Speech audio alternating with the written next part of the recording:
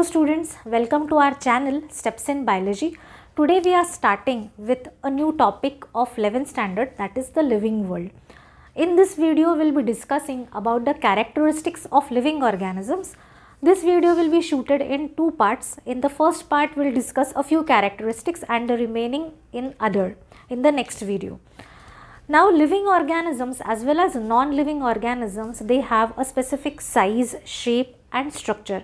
So you cannot use a single trait or a character to differentiate between living and non-living things. So we are going to consider a multiple of trait or characters.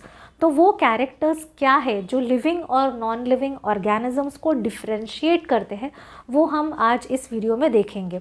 So let us look at the board.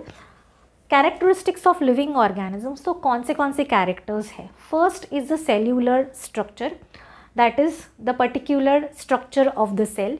Second is cellular organisation, that means how the cell is organise. Cell में क्या क्या होते हैं, organelles होते हैं, फिर sales buildup करते हैं, टिश्यूज़ बिल्डअप करते हैं, ऑर्गन्स, वो कैरेक्टरिस्टिक इसमें आता है. मेटाबॉलिज्म में क्या आता है, सारे केमिकल रिएक्शंस जो सेल में अकर होते हैं. Then we are going to refer to the growth, reproduction, ability to sense the environment and mount a response. जैसे कि फॉर एग्जाम्पल देखो, मेमोसा प्लांट होता है, उसको अगर हमने टच किया तो उसके लीव्स ड्रूप डाउन होते हैं. तो how it is sensing the environment, वो हम इस कैरेक्टरिस्टिक में देखेंगे. होम्योस्टैसिस मीन्स कैसे लिविंग ऑर्गेनिज्म अपना एनवायरनमेंट मेंटेन करता है. Energy, all living organisms require energy जो उनको फूड से मिलती है. All living organisms have a definite life span. उसके बाद होती है डेथ.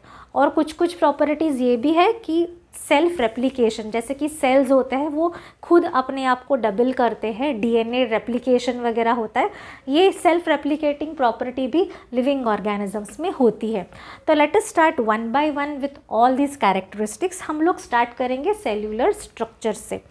तो सेल्यूलर स्ट्रक्चर क्या है, अभी देखिए, ये इन सारे कैरेक्टरिस्टिक्स में एक बात जानना बहुत ज़रूरी है कि ग्रोथ और रिप्रोडक्शन, इन दोनों कैरेक्टरिस्टिक्स को छोड़ के living growth and reproduction, all other characters are defining properties. सिर्फ ग्रोथ और रिप्रोडक्शन, ये जो दोनों कैरेक्टर्स है, these are not the defining properties of living organisms. ये दोनों डिफाइनिंग नहीं है. अब डिफाइनिंग का मतलब क्या है, डिफाइनिंग से हम लोग ये समझते हैं कि एक कैरेक्टर है कि जो बताता है हमें कि ये ऑर्गेनिज्म लिविंग है कि नॉन लिविंग है. मतलब अगर हमने सोचा कि मेटाबॉलिज्म, तो मेटाबॉलिज्म ऑर्गेनिज्म दिखाता है, मतलब ये एक प्रॉपर्टी कहती है कि this organism is living. Cellular structure, cellular organization से हमें पता चलता है कि ये कैरेक्टर उनमें है, मतलब कि ऑर्गेनिज्म इज़ लिविंग. लेकिन ग्रोथ और रिप्रोडक्शन के बारे में ऐसा नहीं कहा जाता. That is why they are not defining. तो ये क्यों नॉट डिफाइनिंग है वो हम आगे देखेंगे.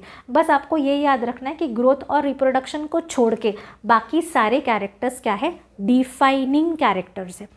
So let us go to the cellular structure. तो सेल्यूलर स्ट्रक्चर क्या है, देखिए, cellular structure is the defining property. मतलब ऑर्गेनिज्म में सेल्यूलर स्ट्रक्चर है, इसका मतलब है कि दैट ऑर्गेनिज्म इज़ लिविंग. क्यों, क्योंकि लिविंग ऑर्गेनिज्म, चाहे वो प्लांट हो, एनिमल हो, माइक्रो ऑर्गेनिज्म हो, they are made up of cells. और cells contain protoplasm. Now what is the meaning of protoplasm. तो प्रोटोप्लाज्म क्या है, तो protoplasm is also called as living matter. तो प्रोटोप्लाज्म किससे बनता है, protoplasm is made up of nucleus and cytoplasm. तो न्यूक्लियस और साइटोप्लाज्म दोनों मिलके बनता है प्रोटोप्लाज्म. और प्रोटोप्लाज्म में सारे रिएक्शंस भी होते हैं सेल के. तो सेल्स कंटेन प्रोटोप्लाज्म, और protoplasm it is called as the living matter. Cellular structure and protoplasm is absent in viruses. तो वायरसेस को हम क्या कहते हैं, they are on the border line of living and non living. उनको living भी नहीं कहा जाता, नॉन लिविंग भी नहीं कहा जाता, क्योंकि इनमें ये सेल्यूलर स्ट्रक्चर है ही नहीं. वो होस्ट की मशीनरी इस्तेमाल करते हैं. So cells having protoplasm are the protoplasm is considered as living matter.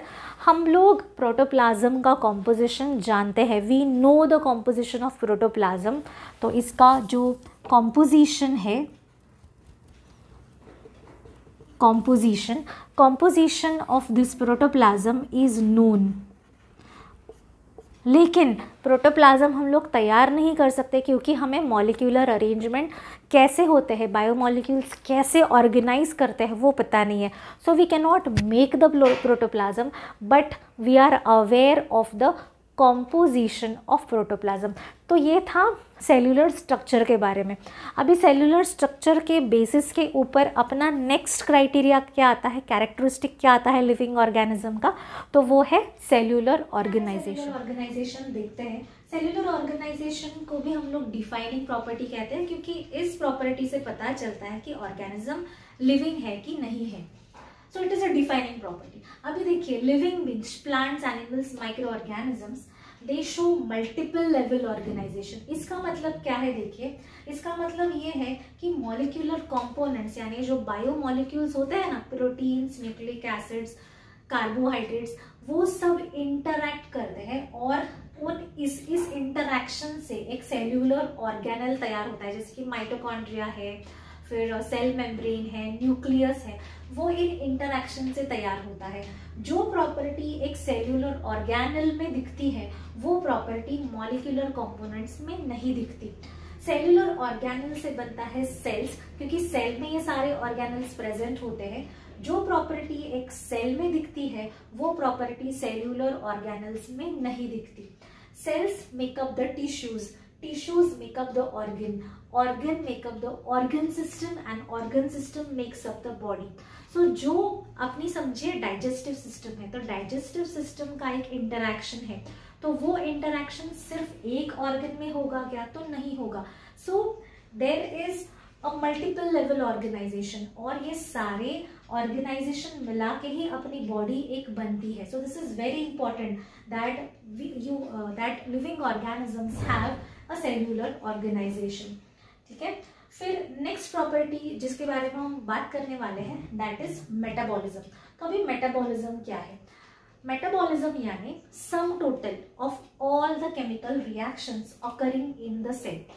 अपने बॉडी के सेल्स में होने वाले सारे रिएक्शंस, चाहे वो डिस्ट्रक्टिव हो, मतलब चाहे ब्रेकडाउन हो या चाहे सिंथेटिक हो, वो सारे रिएक्शंस जो अपनी बॉडी में, अपने सेल में हमेशा चलते रहते हैं, those reactions are called as metabolic reaction या मेटाबॉलिज्म।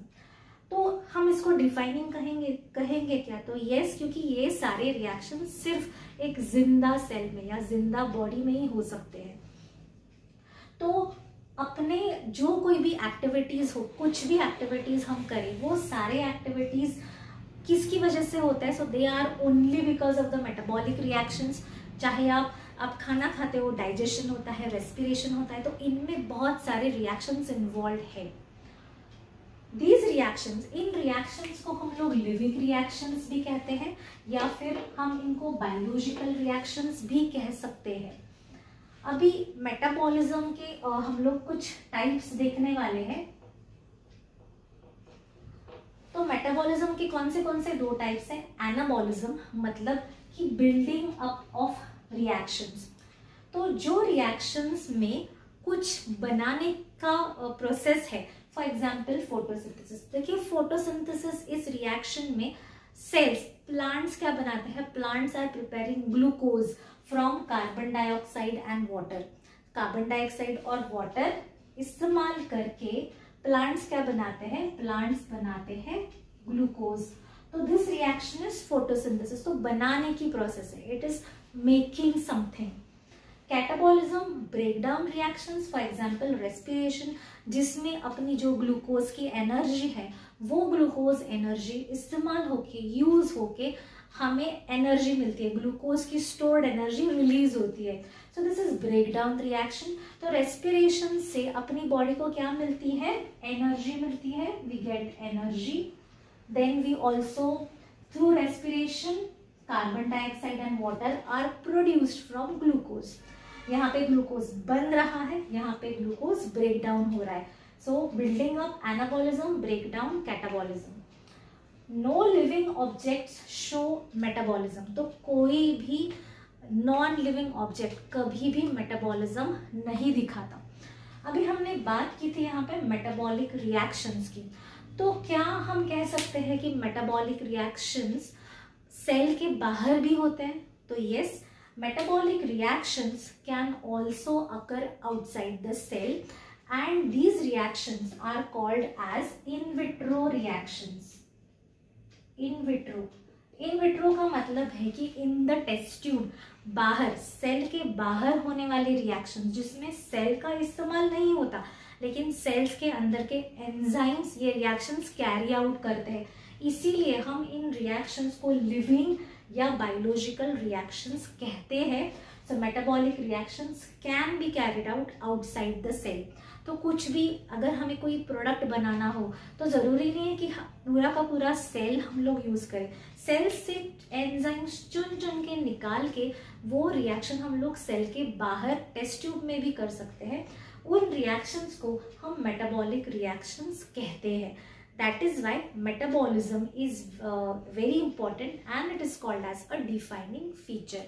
तो ये हो गए अपना next characteristic which was cellular organization as well as metabolism. अब हम लोग बात करने वाले हैं next characteristic की, that is growth.